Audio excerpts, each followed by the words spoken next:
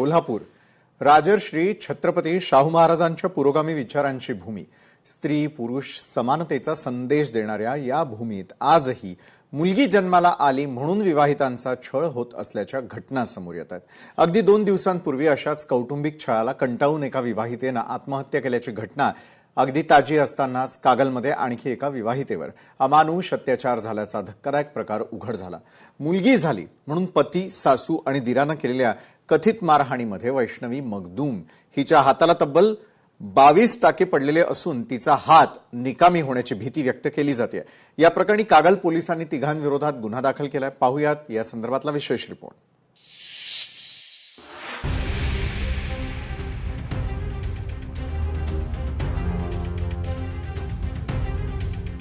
मुलगी झाल्यामुळे विवाहितेचा शारीरिक आणि मानसिक छळ, विवाहितेला सासरच्यांकडून अमानुष मारहाण, बेदम मारहाणी, तिच्या हाताला गंभीर दुखापत.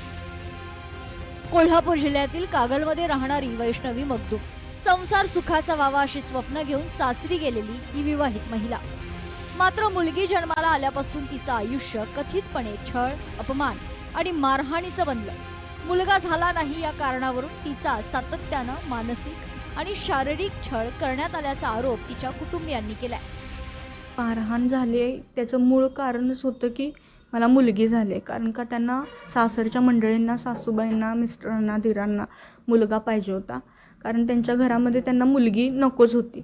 आणि कारण सुनेचा सुद्धा छळ त्यांनी भरपूर प्रमाणात केलेला आहे. आत्तापर्यंत माझ्या आधीसुद्धा 2 सुना येऊन त्या न नांदता गेलेल्या आहेत. 9-10 महिन्याचा संसार करून, मार छळ सगळा सहन करून त्यासुद्धा सोडून गेलेल्या आहेत. जे एकंदरीतच त्या घरात मुलगीला अतिशय क्रूर वागणूक मुलगीसोबत होते, मग ती सून असू दे किंवा त्या घरची मुलगी असू दे.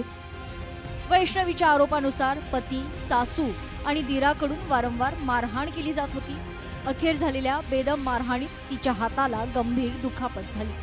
उपचारासाठी रुग्णालयात दाखल केल्यानंतर तिच्या हाताला तब्बल 22 टाके घालावे लागले.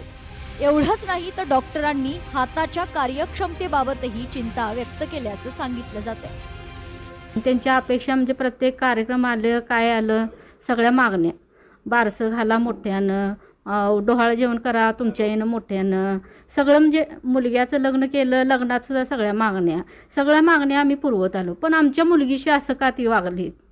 त्या मुलगीला, माझ्या मुलगीला, नातीला त्यांनी न्याय पाहिजे बघा, मिळायला पाहिजे सगळ्यांनी. बरं, एवढी गंभीर मोठी हे केलेलं आहे. मुलगी माझी कधी मरणाच्या दारातनं वाचली ती, नाही तर काय बघायचं होतं मुलगीचं, सांगा बघू. घटनेची माहिती मिळताच वैष्णवीच्या आईनं तिला माहेरी आणलं. तिच्यावर उपचार करून कागल पोलीस ठाण्यात तक्रार दाखल करण्यात आली. मुलीला न्याय मिळावा आणि दोषींवर कठोर कारवाई व्हावी अशी मागणी कुटुंबियांनी केली आहे. मुलगी झाल्यानंतर हिनं भयानक त्रास सहन केला आहे. इथून आमच्या माहेरून ती सासरवाडीत गेल्यानंतर 15 दिवसाचाच कालावधी होता.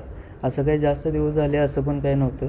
पण 15 दिवसामध्ये अशी घटना घडल्या की तिला कमीत कमी 4 ते 5 वेळा मारहाण करण्यात आलेली आहे.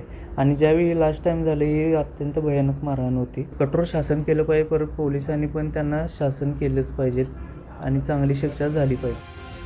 तक्रारीची गंभीर दखल घेत कागल पोलिसांनी पती धैर्यशील शिवाजीराव मगदूम, सासू नीता शिवाजीराव मगदूम आणि दीर शिवराज शिवाजीराव मगदूम यांच्या विरोधात शारीरिक आणि मानसिक छळ, मारहाण, क्रूर वागणूक तसेच पैसे आणि सोन्याच्या दागिन्यांच्या मागणी संदर्भात संबंधित कायदेशीर कलमान्वये गुन्हा दाखल केला.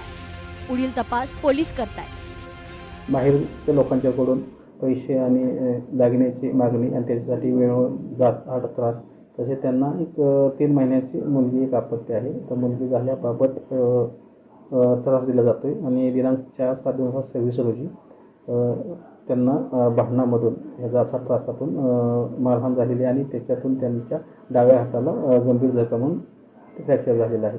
तर ह्या तक्रारीतील सर्व मुद्द्याच्या अनुषंगाने सध्या पोलीस तपास सुरू आहे. एका बाजूला शाहू, फुले आणि आंबेडकर यांच्या समतेच्या विचारांचा वारसा जपणारा कोल्हापूर आणि दुसऱ्या बाजूला मुलगी झाली म्हणून महिलांवर होणारा कथित छळ. सलग घडणाऱ्या अशा घटनांमुळे समाज नेमका कोणत्या दिशेनं चाललाय असा प्रश्न उपस्थित होतो. कायद्याची कठोर अंमलबजावणी, समाजातील जागृती आणि स्त्री पुरुष समानतेचा स्वीकार हीच अशा घटनांना आळा घालण्याची खरी गरज आहे. 2 दिवसांपूर्वी कौटुंबिक छळामुळे एका विवाहितेच्या आत्महत्येची घटना आणि आता कागलमध्ये मुलगी झाली म्हणून कथित मारहाणीचा आणखीन एक गंभीर प्रकार, या सलग घटनांनी कोल्हापूर हादरलाय. पोलिसांनी गुन्हा दाखल केला असला तरी दोषींवर कठोर कारवाई आणि अशा मानसिकतेवर कायमचा आळा बसणं हीच आता समाजाची अपेक्षा आहे.